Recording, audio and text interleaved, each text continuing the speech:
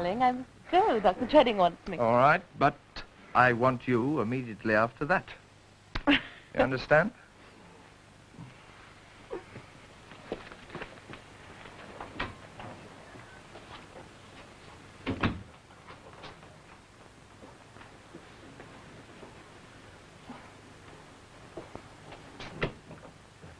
Ah, Peggy, just one or two things I'd like to do. Yes, Dr. Treading? Now, would you get this prescription for me? It's from Mrs. Harper. After Saturday.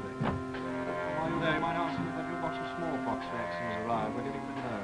Oh, yes. Yes, I said they were expecting it today. Is there anything else? No, I didn't. Oh, the application from Mrs. Simpson. You might remind Dr. Keel about it. Yes, I promise I'll be very tactful. Now, there's the prescription. Thank you. I'll collect it this afternoon. Oh, anything else? No, thank you.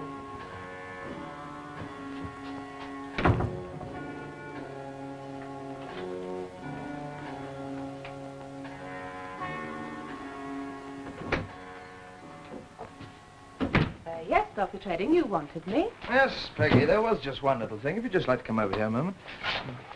Mrs. Simpson. Oh, yes, well... You'd forgotten, hadn't you? Well, hardly. I've been treating her every other Wednesday for the last 65 years. But there's something you've forgotten. What? Another patient? No, it isn't that. Huh? Well...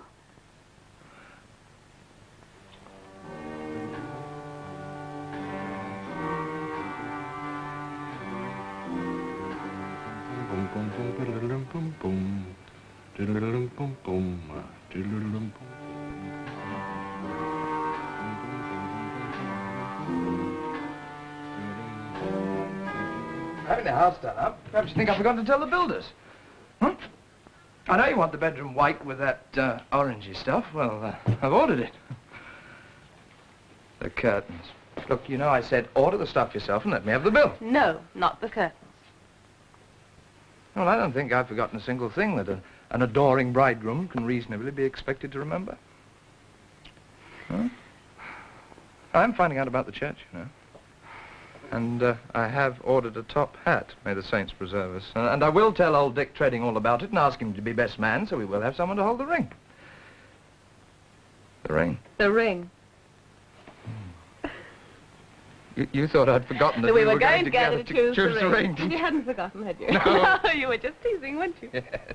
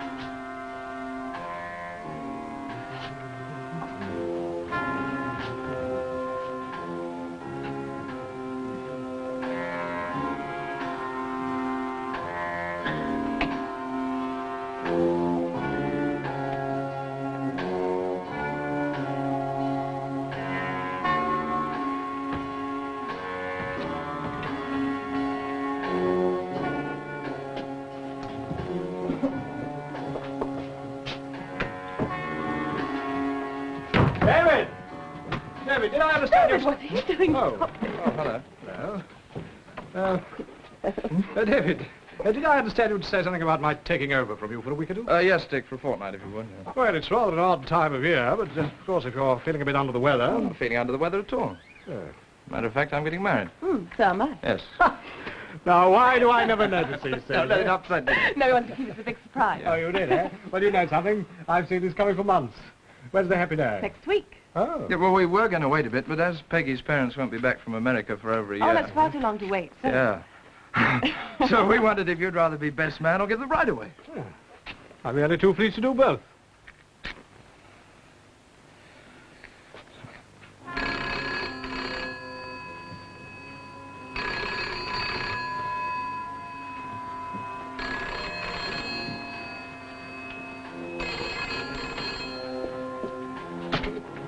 Hello, Sloan 0181. Oh, hello, Mrs. Brewer. Yes. Yes, of course. What day would suit you? I see. Yes, of course. Let me see, Tuesday. Yes, he's free from 3 to 4. Very well, I'll make it 3:30 then. Not at all. Thank you, Mrs. Brooke. Goodbye.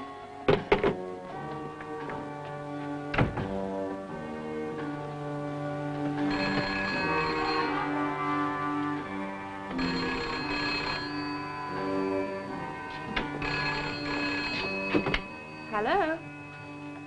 No, no one? Yes, hello, Mrs. Simpson? Yes? Oh, I'm afraid Dr. Keel is very busy just at the moment. Perhaps Dr. Treading could... Oh, well, just hold on for one moment, please, and I'll try and interrupt him for you. Thank you. David! Yeah. Mrs. Simpson. Darling, I'm sorry. Do you want to talk to her? Yeah, I better. Hello? Oh, hello, Mrs. Simpson. It's quite all right, but I hadn't forgotten. Yeah, well, I should be able to make it, but I have got 1 or 2 other calls to make. Yes, but I shouldn't be very long. Yeah, that's fine. Bye. What a charming bedside manner. I'll get your things. What's this, another sample? What? This sample? I suppose this is it. Didn't come by post, though. Some man brought it to the door. Get down. My bag? Here we are. Good. Oh, now don't forget. Outside Vincent's 5:15. Right. Go along, darling. Who left the door open? I don't know. Probably one of the patients. Now go along or you'll be late. You know, you're getting just a little above your station. Oh, sure.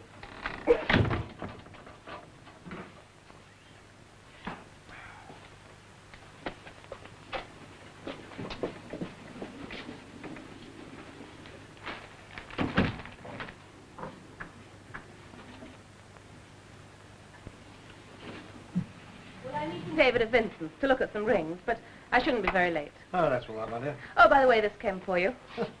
A late Christmas present, probably a sample. I'll put it with ours when I read the paper. Should I take it for you? No, don't bother. Don't forget Mrs. Harper's prescription. Oh. She'll have me up in the middle of the night again. No, I won't. I'll bring it back with me. Right. Better hurry or I'll be late. Yes, don't be late. Hello, Peggy. I'm very pleased about you and David. Thank you. So am I.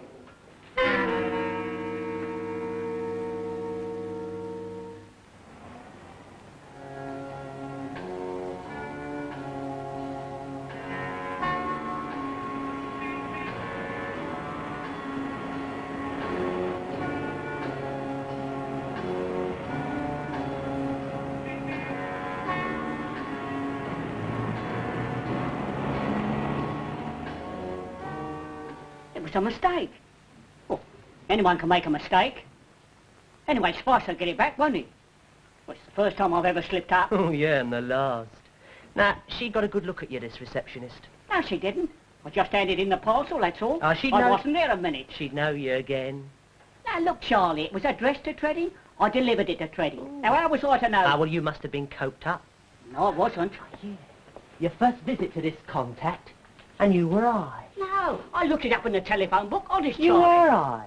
Ah, now, what if old Spicer don't get the stuff back? What then? He must. And if he doesn't, and they open it, and the girl knows you delivered it, and, well, you're our leg man, so follow you, and then what's going to happen? Yeah, but she didn't. You're going to have to explain to the big man how you comes to lose 4,000 quid's worth of snow. Yeah, but if Spicer gets it back, well, we don't have to tell him. He already knows. What? What's he say? What do you think?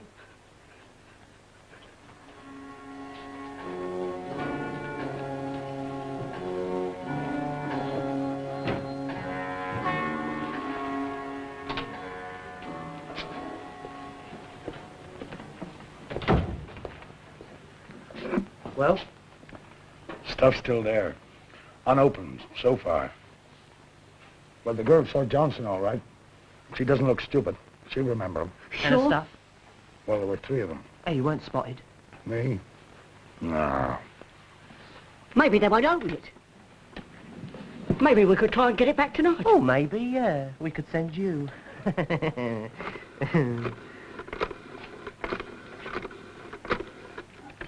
Hello? Hello, Charlie. Yeah, Spicer's back.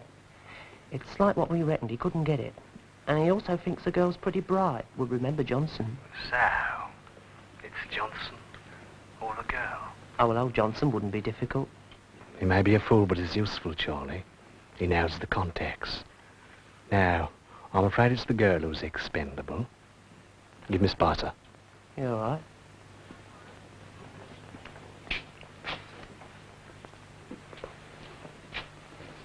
Spicer. Ah, Spicer. I'm afraid the girl will have to go. Quickly. All right. Today. This afternoon, 5:15. Good. Where? In the street. Excellent, Spicer. Let me know when you're through.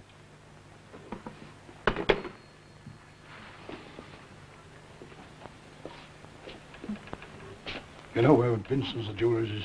Oh, yeah. Yeah, you would. I want you to drive the car for me, Charlie. Now. Right. Well, we'll take him along for the ride. Where are we going? We're going to look at some engagement rings.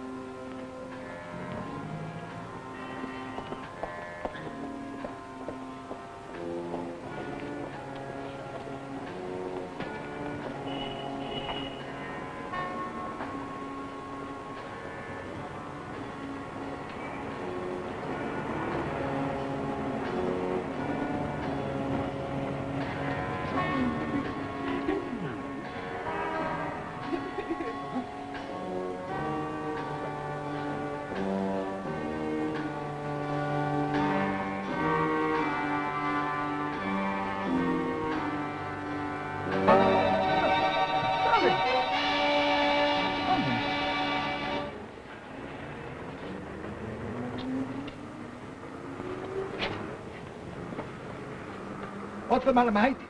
Is she ill? Here, let's get a taxi, quick.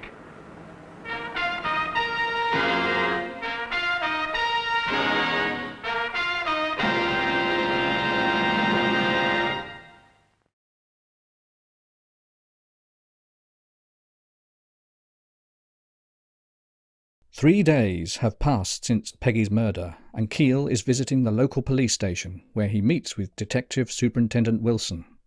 Wilson explains to Keel that progress on the case is slow.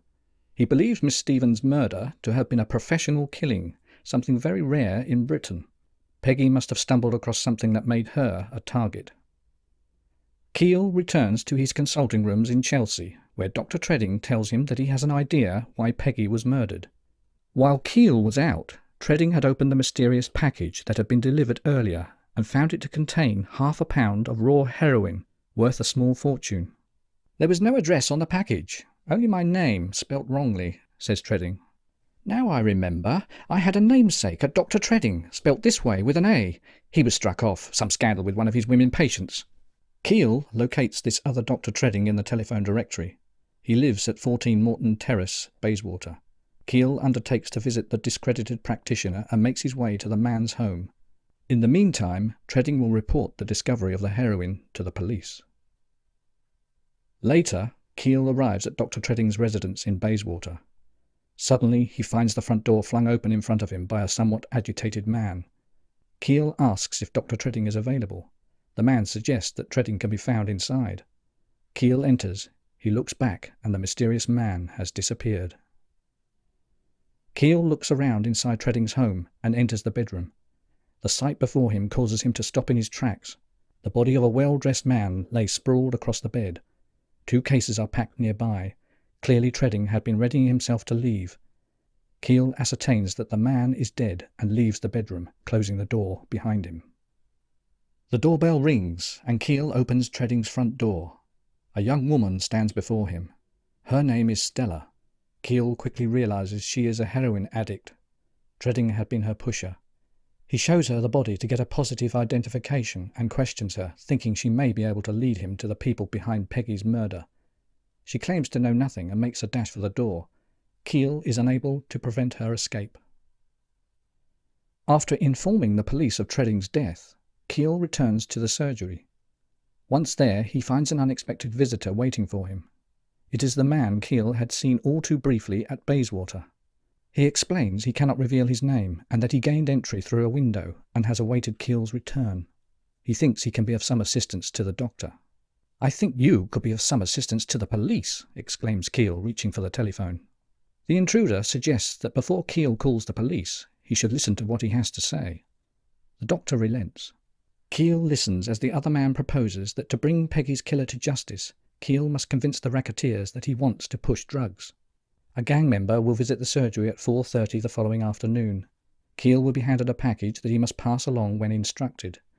Keel feels nervous about the plan, but agrees to go along with it as it represents his only hope of tracking down the murderer. He wonders how they will keep in contact. "Ha! You won't be able to lose me," says the mysterious intruder.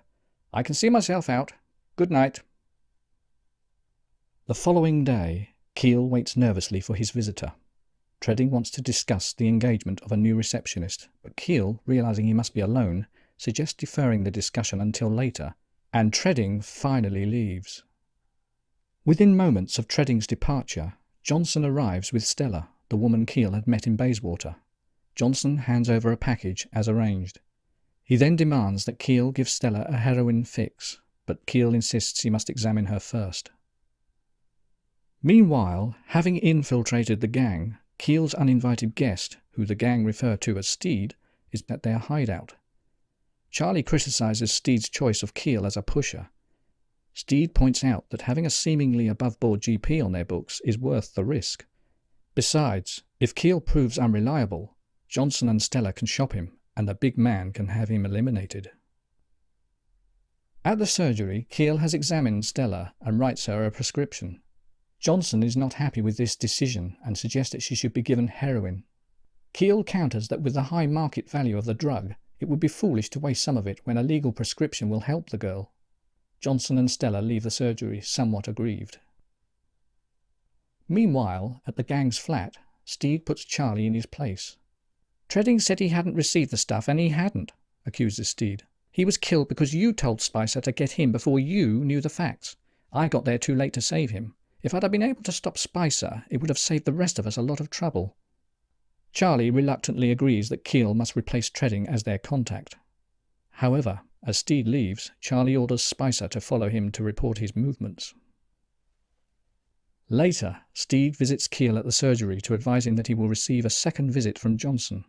When he does, Keel should tell him that he has decided to back out. This will make Keel a marked man, and Steed says the man sent to kill him will be Peggy's murderer. Keel agrees to go along with the plan.